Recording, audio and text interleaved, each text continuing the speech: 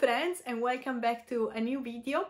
Earlier this week I've invited you on Instagram to ask me questions about design, career and life in general, and today I will be answering some of your questions. This video is split into two parts. The first one is in English and the second one is in Italian, so feel free to skip one of them, as probably most of you don't speak Italian, but I'm sure it's still gonna be a fun video. So yeah, let's get started. The first question is how much free time do you have and how much do you sit during the day? I have a full-time job, so between 9 and 5 p.m. I'm usually at work. I have to say that my schedule is pretty flexible, so I can adjust my working hours around my needs as long as I attend all my meetings for the day.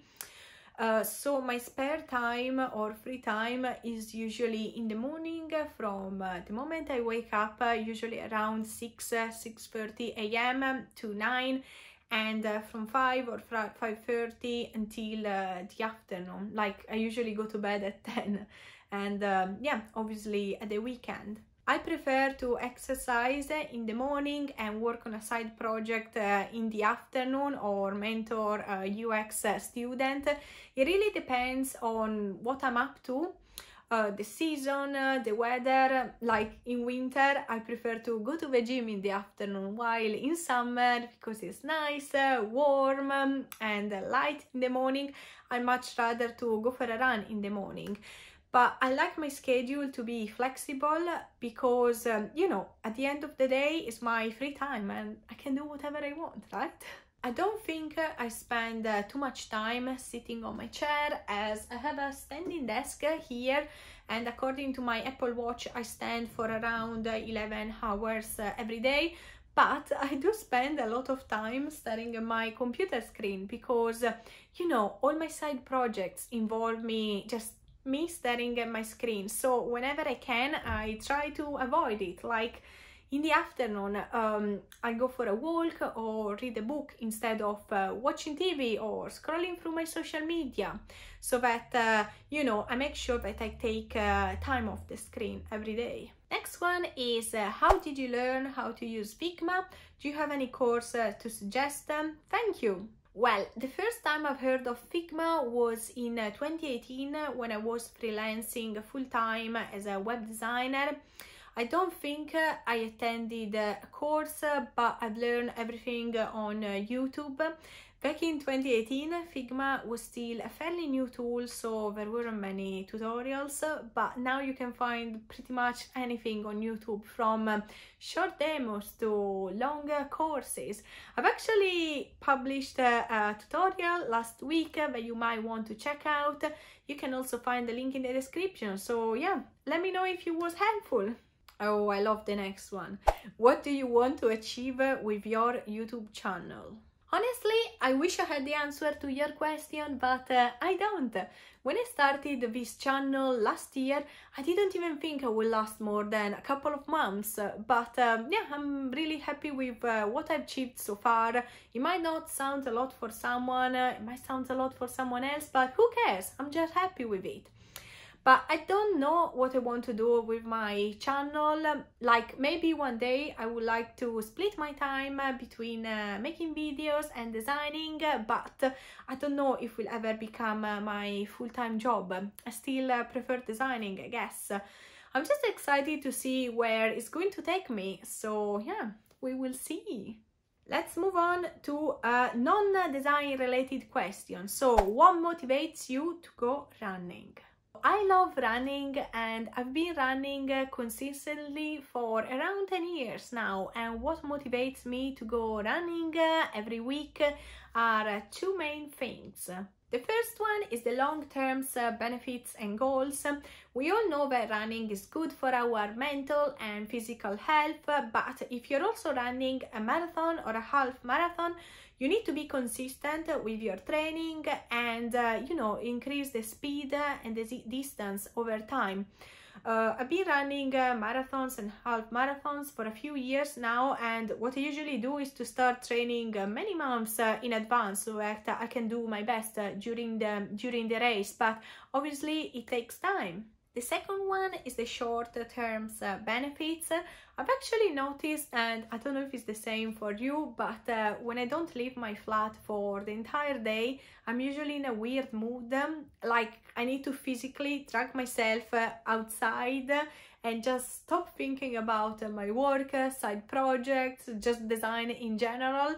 It's sort of a little technology detox, we can say. I actually went for a run this morning because it puts me in a good mood, especially when I have to record videos, because I know myself. Sometimes I have to record the same scene like 20 times and I get really frustrated. I want to go out and quit YouTube. So sometimes like running helps me like digest my thoughts and just move on. Next one. What is the hardest part of learning UX design? So for me, the hardest part of learning UX design is when you don't get any feedback, so you don't know if you're doing things the right way. Learning UX design can actually be a challenge if you don't have anyone to bounce ideas off. So my advice for you is to take a course with a friend or work on a side project with your peers, because collaborating, exchanging ideas, it's just more fun when you're doing it with someone else.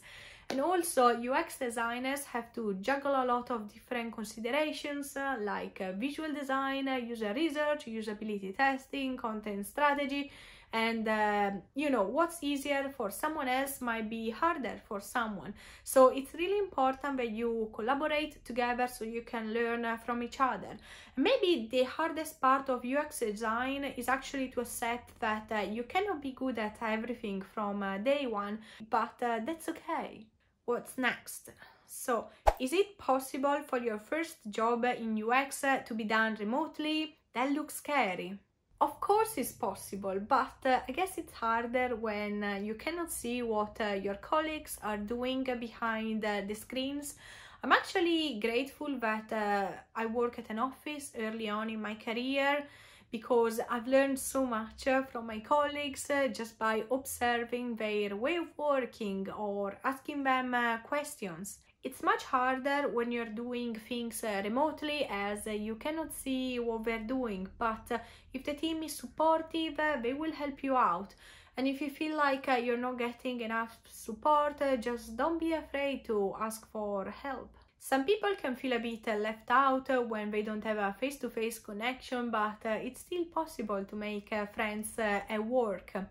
I find that when I consider someone to be my friend, I am more open with them and less afraid to ask for help, but it's not always the case. I don't think I will find like starting a new job remotely particularly challenging, but for sure I would like to meet my colleagues at some point. The next part of this video is in Italian, so feel free to leave here or keep watching if you want to learn some new Italian words. I mean, it's always good to learn a new language, right? Prima domanda. UX in Italia, cosa ne pensi? Allora, visto che non vivo in Italia da quasi 5 anni, non so bene come sia la situazione attuale, anche perché quando ancora vivevo a Milano lavoravo come graphic designer e quindi in realtà non avevo nemmeno mai sentito la parola UX designer.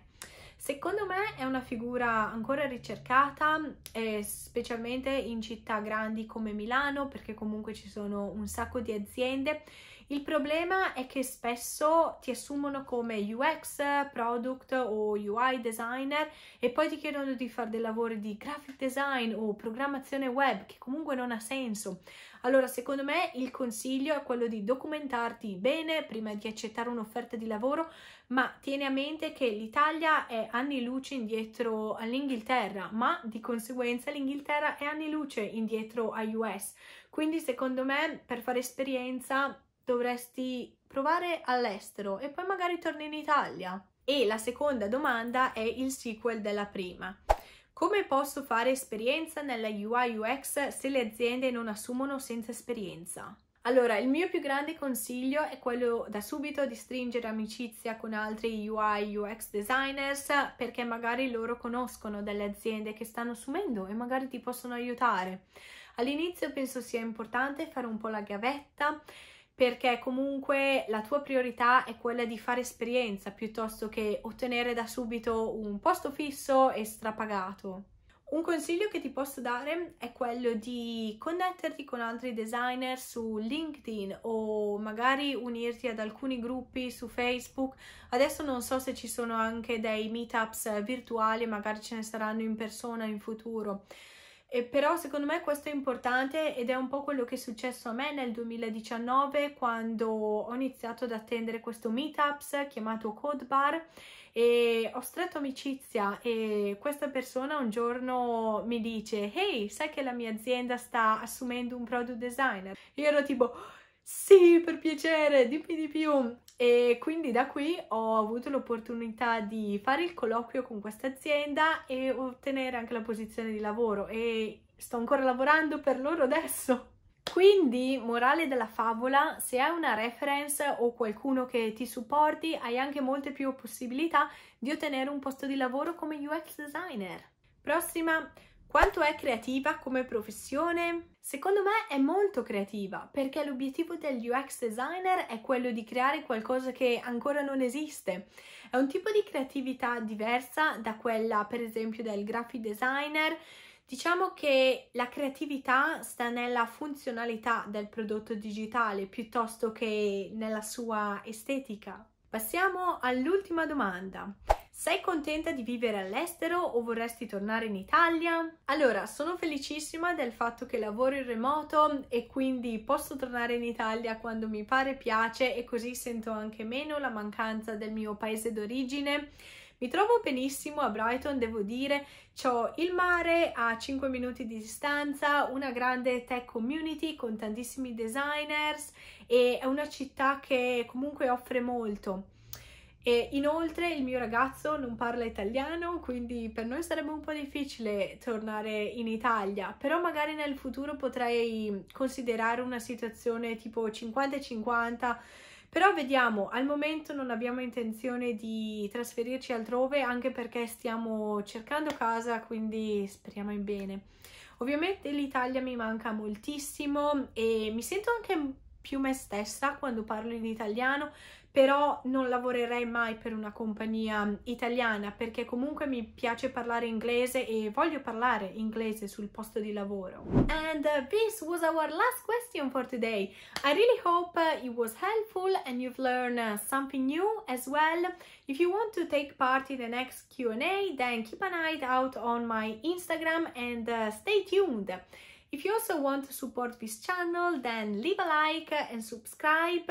So thank you for watching and till the next one.